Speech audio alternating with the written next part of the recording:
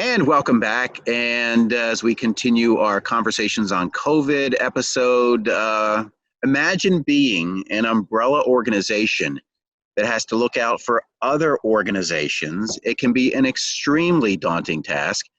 And one of those organizations is the Greater Susquehanna Valley United Way. And we are joined today by their executive director, Joanne Troutman. Welcome, Joanne. Thanks for having me. Okay, so I imagine that is a pretty daunting task right now, isn't it? To oversee. It has been a pretty daunting task. So I think that the greatest challenge over the last several weeks has really been managing expectations and the people management aspect of this, and really helping to recognize there are so many emotions and kind of that everybody has a very broad spectrum. So that has been very challenging. So tell us a little bit about your organization. Sure. Well, all United Ways, there are United Ways across our country, actually all across North America, across the world, and every zip code in the United States has a United Way that is assigned to it. That is managed by United Way Worldwide, and I think one of the biggest misconceptions is that we get money from United Way Worldwide, or we're somehow obligated to them in some way. But really it's the opposite. We are a locally owned nonprofit. So we have our own board, we have our own priorities. We do get guidance from the worldwide organization and some resources, but generally speaking, we operate like a franchise. So we pay into that network in order to be part of the brand and to get some of those resources. Our United Way is a collective impact United Way. So we have specific focus areas.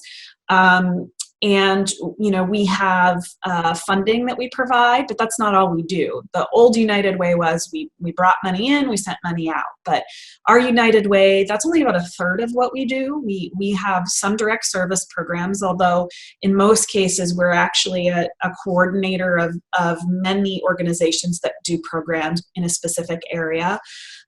We do have some early childhood programs of our own, and we coordinate a number of initiatives like youth mental health awareness and strategic plan, and work around the opioid crisis. So our United Way covers the Greater Susquehanna Valley, which is officially Snyder Union and Northumberland counties, and we work very closely with our colleagues in other counties, but in particular United Way of Columbia and Montour counties.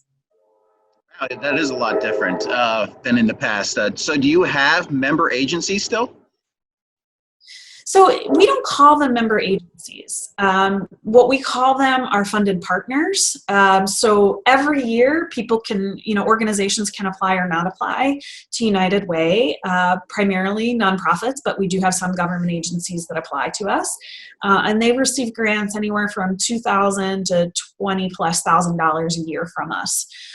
And often we have the same organizations that come back to us year after year, but they're not really members of United Way. We consider them our partners, but we have other partners too. We work very closely with school districts, with organizations like the CSIU, with Geisinger and Evan Hospital, and government agencies. Children and Youth is a big partner of ours. So we work very cross-sector, and as I said, grants are just a small part of what we do these days.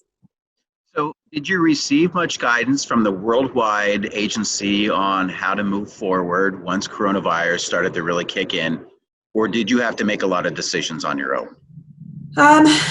We have gotten used to making decisions on our own. So United Way Worldwide does provide that network connection and guidance if we need it. But having been through a couple situations and been really proactive in planning, we've really relied on our local information and our local organizations, and really our own intuition and knowledge and expertise to kind of plan and make arrangements. So United Way Worldwide does have a fund, and I will say that by and large, bigger areas and more affected areas get that money. Typically your larger, more urban United Ways get that support. Philadelphia, New York, LA, they have some of the biggest United Ways in the world. we have a lot of small rural United Ways. So more than anything, we kind of stick together. We've been very fortunate to create some partnerships with the local community foundations. And we regularly have regional meetings with our United Ways in the central region and all across the Northeast. So we work together a lot, and we are the support system for each other. Okay, so what was your reaction back in early March when things really started to head south? And did you realize fairly quickly the implications for your organization? It's funny. We have a woman who is on our staff. She's actually been mostly a volunteer. She runs our Local Vision Project, which is the project that supports working families in the community. And she kind of said to me, probably in January, actually, should we be preparing for this coronavirus thing? And I was like, you know what? Let's just sit on it and wait. I mean, she was very proactive, and I haven't even had a chance to talk to her about that. But I think in a way, psychologically, we were ready to go. I don't know that any of us anywhere really knew the full impact or could imagine that we would be where we are today. Schools shut down, organizations, businesses shut down. But we were ready. I mean, we definitely have okay, this is happening, let's go kind of attitude. We developed a basic needs task force maybe about 3 years ago. And one of the tasks of that group has been disaster preparedness, which we very much consider this. And we have been in the mode since then of making sure that when a disaster strikes, be it a weather event or some kind of economic disaster like the wood mode closure, we're ready to go. We know we have people on that task force who have eyes and ears everywhere, from education to social services to the faith community. So we've been meeting every Monday morning at 9 a.m. pretty much through the whole crisis. And sometimes the meeting is half an hour. More often than not, it's over an hour. And everybody gets caught up on what we're seeing and what needs support and kind of what the next step is. So as surreal as this has been, we were ready for it, and we had the infrastructure for it. And I feel really blessed that we have so many people involved with our United Way. How large of a staff do you have? Our core staff is 5. So we're not super big. We're bigger than some other rural United Ways. Our total staff is 13, but the vast majority of who is on our staff are grant funded. So they actually work on specific programs. But, we do have only 5 staff who really work on sort of core operations and that sort of thing. So it does limit us in some ways, but I would say for sure we work at the top of our game. I mean, all of us are very busy. We have very full plates. And I'm blessed to have such incredible people on our team. And we have a network with all of our initiatives, we have a network of over 500 volunteers. And a lot of them do that as part of their work. So they're very committed. Yeah. So you talked about some of the immediate stuff you did because you had a plan in place, but did the plan also look at long-term effects? And if not, have you started to think about down the road long-term stuff? Definitely. I mean, one of the first things we recognized is that internet connectivity was going to be a problem. And I know Service Electric has done an incredible job providing hotspots for families who are low income, which has been valuable, very valuable.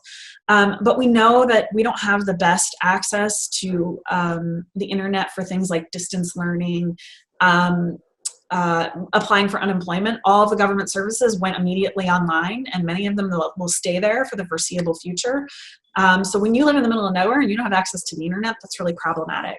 So one of the things that we did was we worked with agencies in the community, like libraries and community centers, to expand their Wi-Fi footprint. And we actually got support from corporate partners like Wise Markets and Dunkin' they agreed for us to advertise their locations. So those services will stay up for at least a year. We've recently made that decision. And so that's something that we're paying for through our COVID dollars. We are planning with partners like the chambers the CSIU to figure out, all right, what's next after that? We know that, okay, this is our 12-month plan. Are we going to need to be thinking about it as a 24-month plan or longer or a forever plan? Where are we at with things like broadband and, mobile service in really, really rural mountainous communities like the Line Mountain School District? So we're talking about that. I mean, the other thing that we're very concerned about is mental health. If you think about it, for children and adolescents in particular, their safety net is school. And especially if they don't have an internet connection or the devices they need to get connected with the district, they don't really have anybody with eyes on them right now. And that's where teachers and counselors and administrators kind of are able to look and see if there's something not quite right. So as a result, we're seeing a decline in referrals to mental health and drug and alcohol agencies. That's very concerning to us. We're starting to see a little bit of a spike in certain areas of drug overdoses, self-harm, some psychological admittance to hospitals or visits to the emergency room. And so we don't really know what we need to do to prepare when things start opening back up and people who already struggled now also have far worse, more complicated problems. But we know we need to be proactive, and we know we need to expect anything. But also the generalized social anxiety that everybody has. I mean, I have it, you probably have it. All of my friends are like, I went to this restaurant or, stood outside for ice cream and nobody was wearing a mask. Or I went to the grocery store and they weren't enforcing it. Or they were enforcing it, and that really made me very anxious. So people who maybe never really had struggled with that level of anxiety before now struggle with that. And we're kind of starting to look into what some mental health supports look like, especially telehealth supports. So there's all kinds of things going on, but those are the highlights. Okay, so maybe my metaphor I used at the top of the segment about being an umbrella should have been more a safety net. Do you feel like maybe, because you're talking about the myriad of problems out there, I've also read about how domestic violence organizations are concerned about the silence, about people being at home together as a family unit during this time. Yeah, it's so our, we work with Transitions, which is the agency in our 3 communities a lot. And definitely we've been hearing that, and the services that they're providing are an incredible agency. And we consider ourselves these days more of either a foundation or a convener. It kind of flips the umbrella metaphor on its head, that we are the place where things and conversations often start and then spin off. We try to do our best to provide as many resources as possible, and also work with our partners to identify either existing problems and gaps or potential problems and gaps, so that we can be proactive, engaging other partners, or having us ourselves take things on that maybe nobody else has the capacity to do, like the Wi-Fi hotspots. Really, we're a doer organization. We try to really, in addition to having conversations about it, we are very proactive about solving problems. And again, that's not just us as a paid staff, but all of our engaged partners and volunteers are an active part of that. So you talk about the gaps, and I'm sure they're the ones you've anticipated, like the Wi-Fi hotspots. Are there gaps that you hadn't anticipated that have come forward? I'll be honest, both personally and professionally, I never expected that public health would become such a debate. And, it's our responsibility and obligation as a community organization, nonprofit. It's part of our core mission to preserve the health of the community. And that has, I would say, been the most professionally and personally draining piece of this. That was totally out of left field. I never in a million years thought or expected that this would become such a political issue. And for us, we're not involved in politics. What we're involved in is in the business of common sense and really bringing people together and following the most professional and data-driven guidance. So that's been really difficult. How do you do what's best for the community and stay out of the politics of it? We do that every day anyway, but right now it is at a loud hum. and kind of that's been sustained throughout. So we've had to make sure that we're really paying attention to the mental health of our staff and our partners a lot, because that really does have its impact. But other than that, I would say that, there's very little that surprises me these days. But then again, you think you've seen it all and you haven't seen it all. But I mean, we know there are transportation issues and that food is going to need to be delivered and masks are going to need to be delivered to families in need. We know that our internet access issues. So most of what we see has been directly related to that or kind of a spin-off of those issues.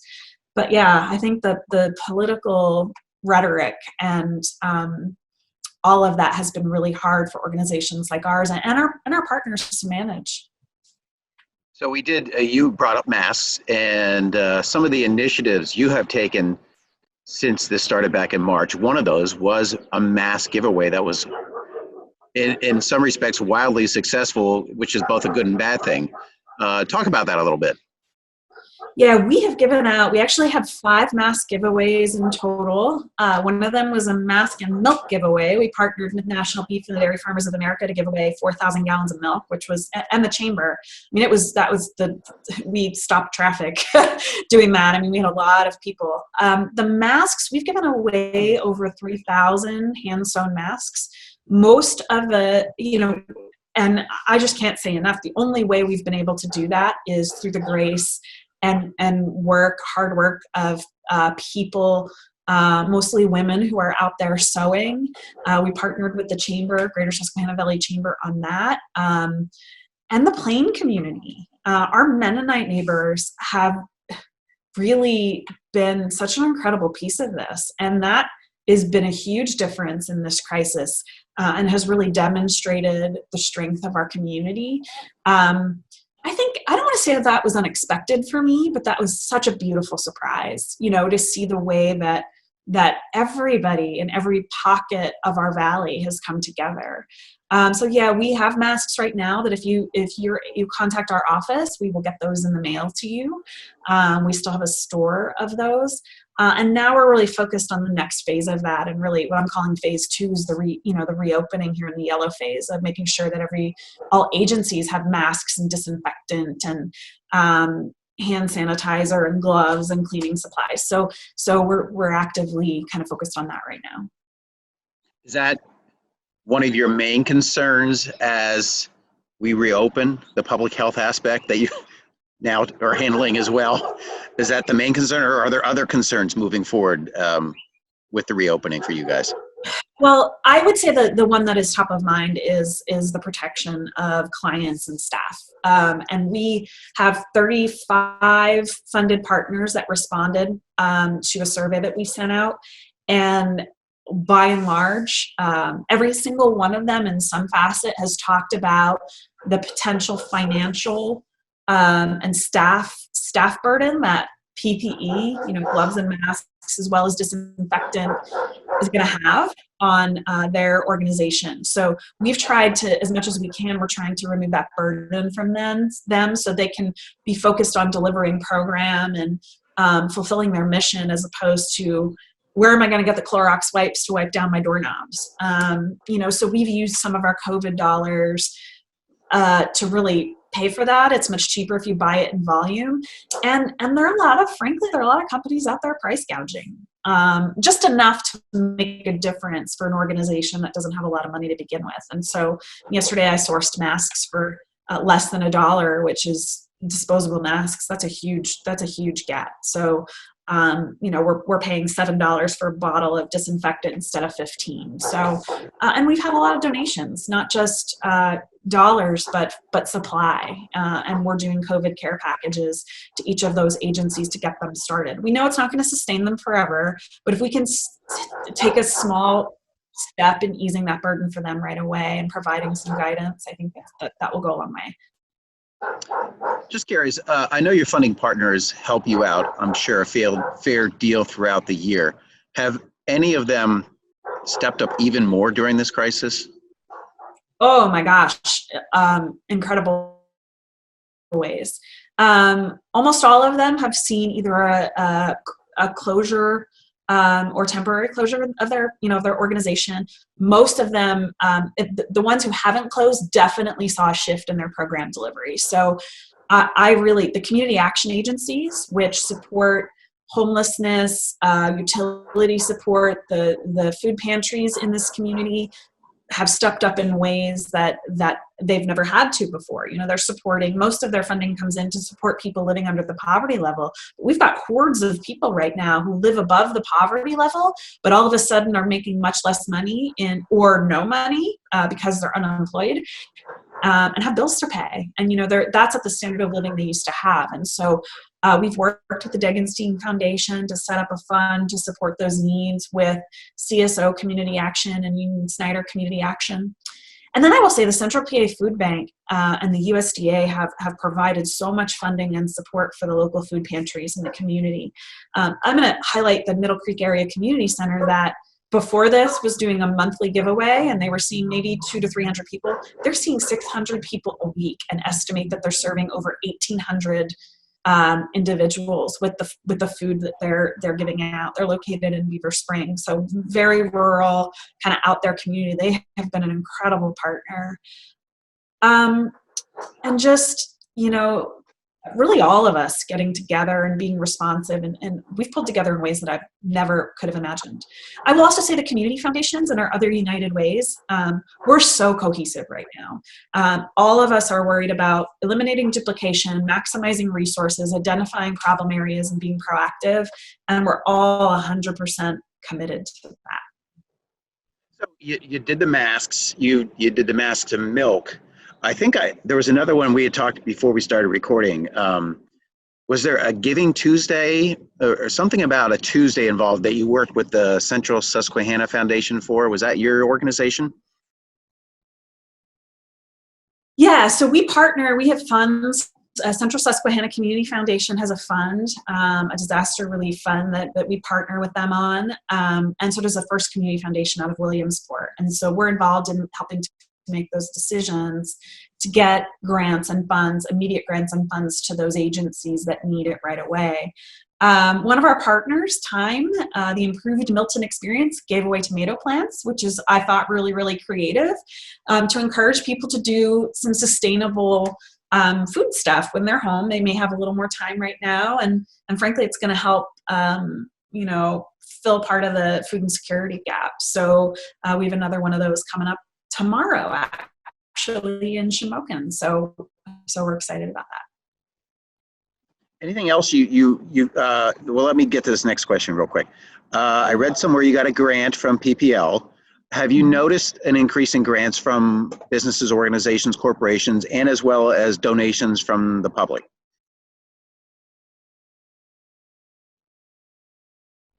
Increase in COVID-specific donations, not general organizational donations. I think every single nonprofit in the community is really worried about the long-term impact, especially the economic impact. Usually when our local economy sees a hit, so do private donations. So we are worried about that over the next 12 to 24 months. But right now, many of our agencies are well funded, especially those that are serving basic needs. So we got a great grant from PPL. Half of that got invested in the Community Foundation. The other half we've used to help fund some of those Wi-Fi hotspots and things like that in the community. The Degenstein Foundation has stepped up in incredible ways, as they always do, supporting our community. And then, we've gotten some beautiful, really nice gifts. I get emotional kind of talking about it because, you'll see people who we've never heard of, writing a check for $1,000 or $2,000. And that has been, my philosophy in our work is you put your head down and you do the work. And people will have faith in you and learn to trust you and fund your good work. And this disaster has really shown that. But United Way isn't taking any of that money. Every dollar we've gotten for COVID at this point has gone directly right balancing our COVID budget, looking at income and expenses. So dollars will already be needed. And I think I would encourage the community I know that there are going to be some hard times coming up. There already are, but I would encourage the community to continue to think about those organizations in your community, be it whether it's Agape or your library or just, the after school program, the school. We're all going to be facing hard times. And if you do have money to spend, I think, even every bit of money we're able to maximize right now, and we appreciate it. Okay, so obviously my perception, my remembrance of how the United Way works has changed considerably. So do you still do a yearly annual campaign? If so, they were usually in the fall. If that has changed as well, just correct me. And have you begun to think, even though that's in the fall, that this could affect that? It's already affecting it. So, when we raise money, for example, in 2019, about 50 to 60% of our dollars come from payroll deductions. And in most organizations, so we run the campaign in the fall. That still happens, the public portion of our campaign, usually from August. It's a lot longer than it used to be, from August to about December. And then once it closes, a lot of times businesses will then start deducting those gifts from employee paychecks. If a business was closed, there's no paycheck to deduct that from. So we were anticipating that United Way alone would lose about at least $10,000 a month from lack of those payroll deductions. And we don't know how long that's going to last. Organizations that are opening back up, many of them still have furloughed workers and probably will continue to. And some of our most stable campaigns, like universities and hospitals, are directly impacted by what's happening right now. Nobody knows what the next academic year is going to hold, or elective surgeries are going to hold, and that affects employees. It affects the overall revenue of an organization. So we're very concerned not just about the impact of what's coming in the fall, but we're already seeing loss in contributions. So most of our nonprofits are already relying on reserves. We're lucky that we haven't had to do that so far, but I anticipate we probably will in the coming year. And that's a conversation we've already started with our board. We're lucky, we're stable, we'll be around, but we need to find a way to make up for those dollars. So I think our 2020 campaign is going to be very different than it's ever been before. So kind of as the word is going around these days, the new normal. The new normal. I don't think that's a bad thing, right? I mean, I think that maybe I'm overly optimistic, but I see every challenge as an opportunity, and I think this is really going to force us to make some investments we've never had to make before. I mean, I think we always took our time and really, in some cases, overanalyze things. And there's a committee for a committee, and this happened, and it said, "Well, this is happening. We're going virtual," and suddenly we're all of a sudden overnight talking about educational equity and why there isn't internet access in the Line Mountain School District or in Western Snyder or Union counties or in other pockets. And so it's really required us to become very creative and bring more partners to the table. And I don't think in the long run that's going to be a bad thing, but it definitely hurts right now, both financially and I think emotionally.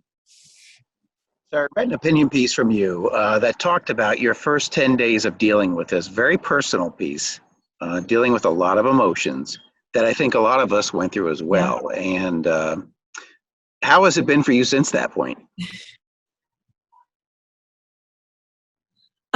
That was very cathartic. I think I wrote that piece after a very long and difficult 2-week period of time where we spent a fair amount of time kind of managing people's expectations. And I already mentioned the political aspect of all of this, which really weighs on me anyway. I mean, I think what's going on in the world, the hatred and the divisiveness is really, really, really hard. And people have the time right now to argue about just about anything.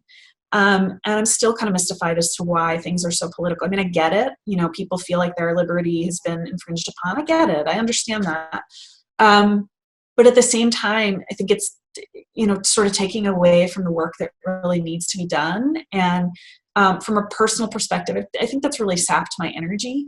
It's hard for all of us. Not being able to see my parents, my friends, not being able to be out in the community and hug people and interact with people in the way that we're used to doing. I think we're all a little bit hungry for that right now. What we're doing is the right thing and being cautious and careful. But we're all getting restless and ready to be out there in the world. I think it would be a mistake to pretend that that doesn't have an impact on all of us. I think it affects every single one of us in some way. And in putting that out there in the community, I just kind of I felt it was important for me as a community leader to acknowledge, hey, as somebody said, we're not all in the same boat, but we're all in the same storm. And that's very true. I mean, I'm blessed. I have my job. I have my family. I have a steady income. I'm so lucky. There are lots of people who don't. And I think as a community leader, that hurts. I mean, it's really hard to see. We want to be able to think that we can help everyone, and sometimes you can't. I mean, sometimes there really is no solution, or not an easy one, or one that's going to take a really long time. And sometimes not everybody's on board. And I think that's been really, that's been the biggest challenge for me, is that, you think that with good reason and good science and good, and resources, you can bring anybody together, and that's just not the case. So yeah, that's hard. It's difficult not to take it personally, but I'm doing okay. I mean, I think there's hope. We're in the yellow phase in our counties. We're lucky. Still hard to watch what's happening across the Commonwealth, but I really have faith that we're going to get out of this. I have faith that we have incredible healthcare here, Geisinger, EVAN. We are so lucky, right? Not everybody has that in their community. So I try to remind myself of that as often as I can. Thank you very much, Joanne Troutman, the Executive Director of the Greater Susquehanna Valley United Way. Thank you for your time for today and for all your efforts up to this point, actually. Thank you so much. It's a pleasure. Okay, and that is going to do it for this episode of the special episode of In Your Neighborhood series, Conversations on COVID-19. I'm your host, Chris O'Rourke. Thanks for joining us, and stay safe out there.